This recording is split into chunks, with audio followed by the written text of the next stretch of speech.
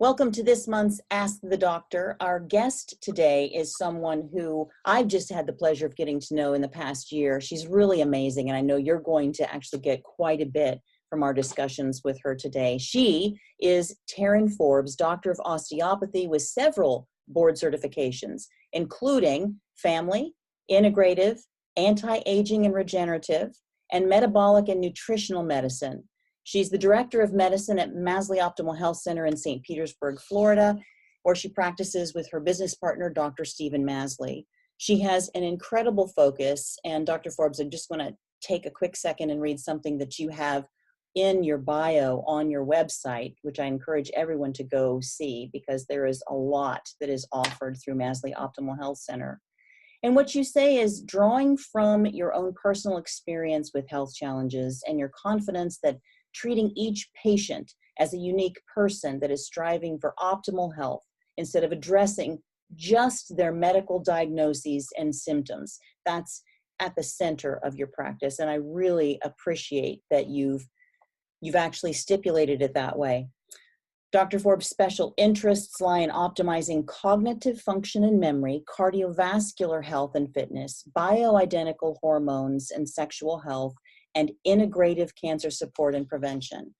Welcome, Dr. Forbes. It's awesome to have you on Ask the Doctor this month. Thank you so much, Luann. It is my great pleasure and honor to be a part of this. So thank you for inviting me. And that was quite an introduction. Thank you. Well, it's quite an interesting history that you've had, the way you've just really taken it head first. You did that dive into a lot of different medicines. Have you found as an integrative and a functional medicine practitioner that and doctor of osteopathy, first off, how intertwined the systems seem to be? That's one of the things that's been striking to me. Absolutely. I mean, we're really one of the only developed countries that really segregates all different types of medicine, and it really should be a blend of all medicines. It should, nutrition, acupuncture, chiropractic medicine, or conventional medicine, which is actually newer than a lot of other medicines. And then, it's really a blend and coming together that you can really treat patients holistically and individually, which is what I had read from your bio, which is fascinating. So just as an aside to those of you watching, Dr. Forbes and I just shot what I believe is going to be right at about a 3-hour course. We're in the process of production, as they call it right now, to get it ready. But it's intestinal permeability causes and strategies, which should be coming out in the next month or so. We're aiming for September 2018.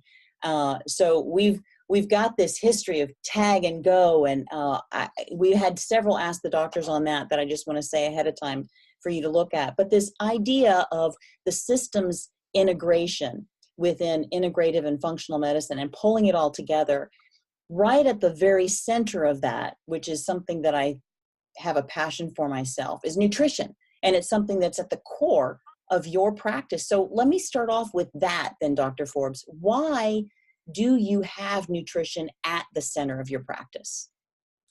Because I really think that is the cornerstone to everyone's health problems. It's where everything begins. We're learning now with functional medicine that, everything kind of begins in our guts. That's diabetes, allergies, asthmas, dementia, cancer. It begins in our guts. So what we're putting into our bodies directly impacts the rest of our health. So, food can be our best medicine or it can be our worst medicine. I mean, Hippocrates, I have back here, he said, in 500 BC, let food be thy medicine and thy medicine be thy food. So it goes back to ancient times. Just nutrition is so vital and important to a person's well-being. And so if I start there, I'm confident that I can guide them on the path back to health. We have, it's interesting. I was talking with with my wife Sharon the other night, and she was saying, don't you feel that we're far more health conscious than we were maybe 2 or 3 decades ago? And that's an interesting, it's almost a dichotomy. And on the one hand, I feel like there is so much out there in the blogosphere about health, nutrition, and whatnot, that a lot of people try to self-educate. You can have differing blog posts that say one thing about this nutrient and another thing about the same nutrient, and they conflict. Even different doctors may have different viewpoints. And yet on the other hand, we didn't talk about it that much 2, 3, 4 decades ago. But I kind of feel like, well, maybe we didn't talk about it because we had a better way of eating, so people weren't getting as sick. Is that possible? I completely agree. We live such a high-paced lifestyle that we depend on convenience and fast food. And so we're eating man-made foods that are really deplete in any nutrient content, but they're also toxic to our health. So they don't have nutrients, but they're also toxic. And then the soil just really isn't as rich in nutrients as it used to be. We used to eat very basic foods. Think about how, our great grandparents used to eat. Nothing like we do now. So much processed food, so much stuff that just sits on the shelf, and even cockroaches or mice won't even touch it. I mean, well, I hope you don't have cockroaches or mice in your kitchen, but if you did, it wouldn't even be touched by those. So that's scary. So certainly, and we just have more stressors. We have more exposures to toxins these days. So I truly think people are sicker than they were even 30, 40 years ago. And it's because they're not putting nutrient-rich foods in their diet. They're putting toxins into themselves, and then they're exposed to a bunch of environmental toxins which weren't necessarily around 30, 40 years ago. Certainly, yes, I agree. The internet can be a wonderful resource. It can be also misleading at times, so you have to have good sources, and hopefully there's evidence that backs these sources and recommendations. But yes, it can be wonderful and empowering to a lot of individuals that are not getting the right answers from their doctors or health practitioners. So, and kudos to people who are actually taking the time to look up information and try to find ways to add healthier choices and dietary choices and lifestyle habits into their daily lives. There's something that you do as a fundamental part of your practice, and that is a diet record analysis, a diet diary. People call it different things, but asking somebody, your patients, and it's every patient, the new patients and the returning patients, to compile a 3-day or a 1-day diet record, an honest record, not something where they're eating their absolute best, but an average day. Why is it important to see, even if somebody is eating healthily or they think they're making really good healthy choices, why is a diet record analysis important for you to see? It's extremely important because it can be quite telling. Some people think that they eat healthy, but then when they go to record what they're eating and we put it into our, in our database and nutritional software, we analyze it and we see all kinds of shortcomings. So first we look at their macronutrients and if they're meeting their carbohydrate, their protein, and their fat needs, if they're meeting their fiber needs. And I would say 99% of my patients are not meeting those basic needs and their fiber needs. So the average individual in this country eats 15 grams of fiber a day. Wow. Well, the recommendation is a minimum of 30 to 45. I try and push you to 40, 45 grams of fiber because that's much more like how we're genetically programmed to eat. Back in the Paleolithic times, in the caveman days, we were eating close to 90 grams of fiber a day. Wow. Fiber is so important to feed that gut bacteria. It's important to get rid of toxins. So fiber is extremely important. It's much more important than just keeping you regular. So we also look at your omega-3 intake. That's incredibly important, and approximately 95% of the population has too little omega-3, too much omega-6. So we analyze that. We also analyze the micronutrients. So looking at patients' potassium, their B12, their folate, their vitamin E, their vitamin C, their magnesium, their chromium, their zinc level. We have analyzed all that, and you'd be amazed how few patients are actually meeting their basic nutrient needs. And I think it's interesting too, because it's even significant for those patients who may be on any kind of medication for a certain diagnosis. And those medications may also actually deplete. Even if they're eating the right amount, they're not absorbing the right amount, because the medication can actually prevent the absorption or cause a deficiency in that. And I don't think that a lot of people are aware of that. So you're taking that into consideration as well as part of seeing them on their annual or semi-annual basis. Yes, absolutely. The proton pump inhibitors or Nexium or Protonics that basically are in the water these days. They're prescribed so frequently. That can cause iron deficiency, calcium deficiency, magnesium deficiency, you name it, because we need acid to break down our food in order to absorb these vital nutrients. So we take that all into account. So I think it's a wonderful snapshot of the patient's, nutritional, if they're meeting their nutritional needs on a daily basis. And so it can give us an idea or a clue, but it is kind of just a snapshot, but it can be very helpful. And then we create an ideal kind of meal plan for them to meet their nutritional needs. So it's wonderful in that sense as well. Yeah, with some suggested foods and whatnot, which I think is so helpful. We often will add supplements to kind of fill in the gaps sometimes.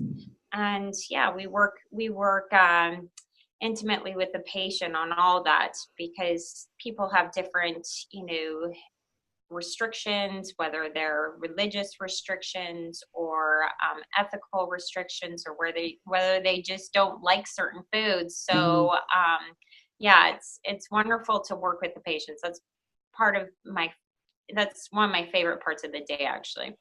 I was fortunate in that I was able to sit in with you with several patients during a time when I was interning with Masley Optimal Health Center during my nutritionist internship for my master's program. And what was really neat was to see those returning patients who, the first time they had that deer in the headlights. Oh my gosh, here I thought I was eating healthily and I have that many deficiencies. Come on, really? Is that serious? And then when they talking with you and they're getting it, and then on the return, when they have a sense of, it's cool. It's like an empowerment, like a sense of confidence. I got a better handle on this. And just the fact that they're feeling better, that's got to be extremely rewarding for you. Absolutely. Absolutely. It's extremely rewarding. And, it's doing what I'm supposed to do. Doctors should be mentors and teachers to our patients and really empower them with the tools that they need to get better. And so it's really why I went into medicine. So that's cool. I'm glad you got a chance to sit in with the many patients you did, and you were a wonderful addition to have. Well, thank you. Well, and I have to say, for those of you who are watching or listening, if you're hearing thunder in the background, this is St. Petersburg, Florida. Dr. Forbes is in Clearwater. I happen to have a thunderstorm. It's blue skies right out my window, but every now and then I'm hearing this kaboom. So I just want to explain, there's nothing going on in the house. It's actual Florida weather. Last question for you, Dr. Forbes, and that's this month we're doing a spotlight on magnesium. The goal is every month we're going to be taking a different look at different nutrients, whether they're vitamins, minerals, what have you. So with magnesium, there's so many jobs that magnesium has. How do you help mentor patients into picking magnesium-centered foods? Or I guess, what are your top points that you give to your patients about the importance of magnesium and how to increase the amount of magnesium they have in their diet? Yes, so magnesium is an amazing mineral. It truly is. It's involved in over 400 reactions in the body. It's amazing. So it's absolutely vital That we know of. life. Yes, in every capacity that you could possibly think of. I like to say that I've helped more patients with magnesium than any other supplement or nutrient out there, or medication for that for that matter. Signs of magnesium deficiency can be anywhere from brain fog to fatigue to impaired blood sugar to hypertension or high blood pressure to constipation, to muscle cramps, to anxiety, to heart palpitations, you name it. So it really crosses all over the board. So in terms of foods that are rich in magnesium, your green leafy vegetables, your broccoli, my favorite, which is super rich and one of the most rich sources of magnesium, is actually pepita seeds, which are readily available in any grocery store. They're actually the inside. I hear that thunder now. Yes.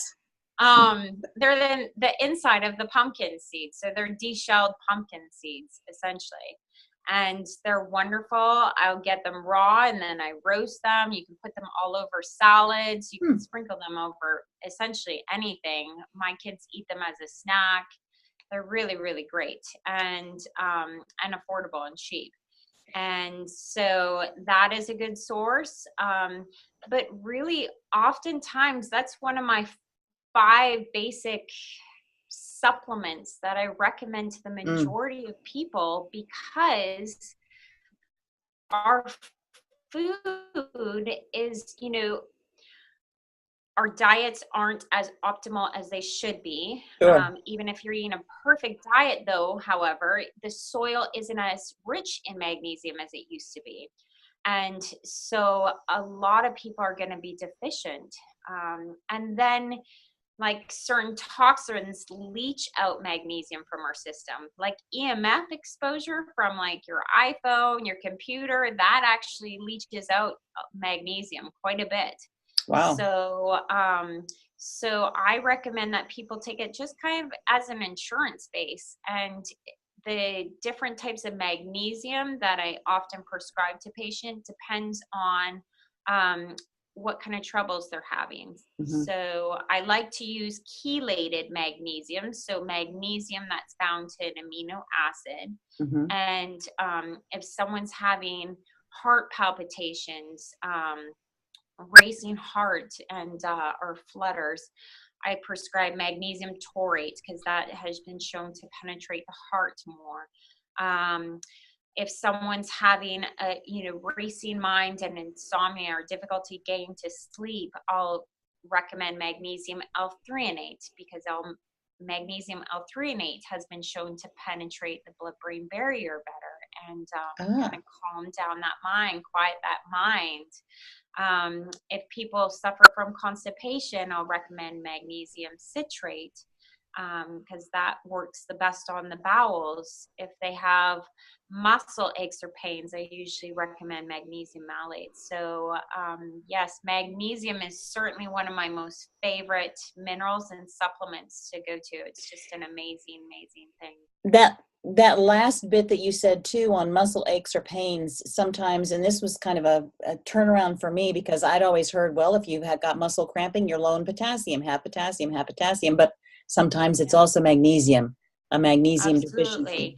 Well, and magnesium is needed in order to absorb your potassium. There you go. Yes, if you have magnesium deficiency, I can pump in as much potassium, as possible, but it's not necessarily going to stick. It's not going to, your potassium stores will not actually be able to be replenished without replacing that magnesium. So magnesium helps the absorption and the processing of potassium by our bodies, which actually we have in this month's newsletter, we have a guest blog post by Dr. Deanna Minnick, who has given us permission to use this awesome post that she had earlier on vitamin and mineral interactions, and how different minerals and vitamins and minerals and minerals and vitamins actually work together or can oppose each other. And it's really interesting. You don't think about that. We're just not taught that as basics nutrition growing up. And so to know that, if we do have certain deficiencies, I just love what you do and incorporate in your practice, and that you are educating patients to that extent. And so I want to say, thank you for taking the time to join us on Ask the Doctor, and just this fun experience that we can have to plug away. And I want to encourage our viewers too, if you have some questions, please shoot them to us at info@wellnessme.life, because I'd be happy to bring that up with Dr. Forbes again, have her back on with Ask the Doctor, or others in upcoming months. But Dr. Forbes, thanks for joining us today. It's been awesome talking with you in your office. Oh, thank you. It's been fun, Luann. Anytime. I love this. So bring it on. Will do. All right, everybody. So join us next month for another edition of Ask the Doctor.